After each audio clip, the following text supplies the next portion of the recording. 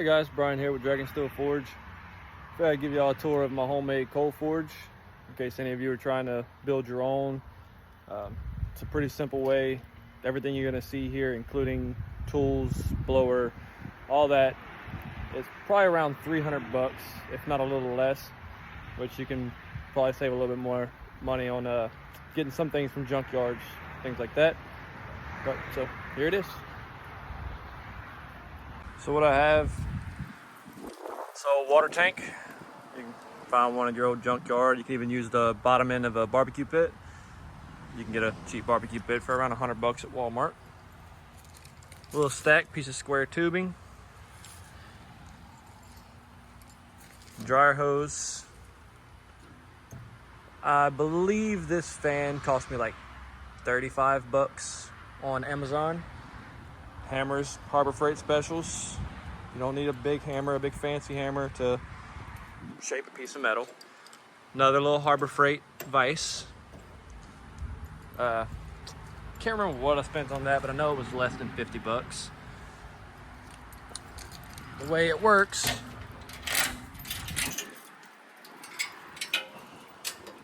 open this up.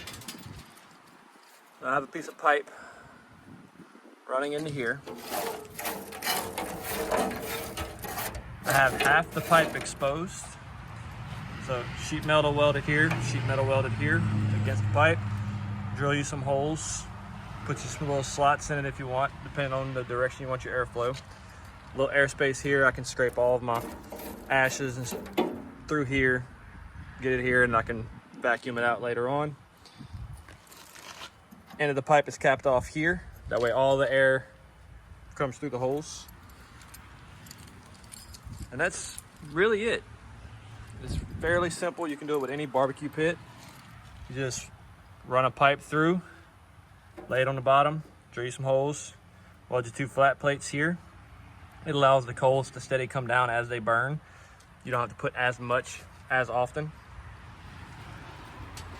It's got a little chain latch here. Pull it through, slide it over. That's just to hold it closed. Now, you don't have to have anything extravagant for the top. Technically, a coal forge, you don't even have to have a top on it.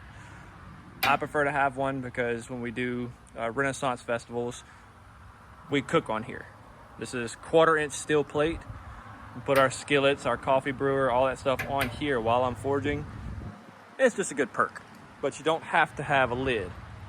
Matter of fact, these hinges, I just got these from Tractor Supply. I think they were $3.99 a piece. Got 4 of them. Piece of plywood. This table frame actually came from one of my brother-in-laws.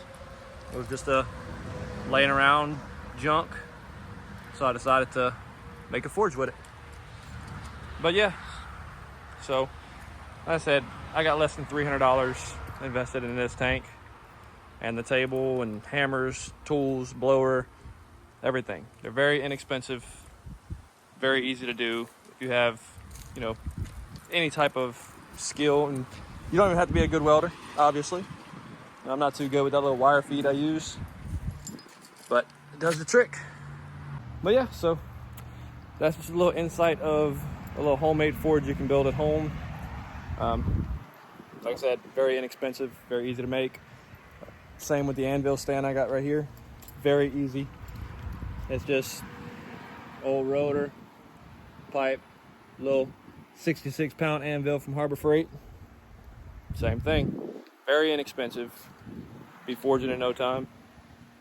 So I look forward to seeing you on the next videos where I will be using it, making some blades, making some tools, doing just random things to show you just how effective a home-built forge can be. So stay tuned. See you next time.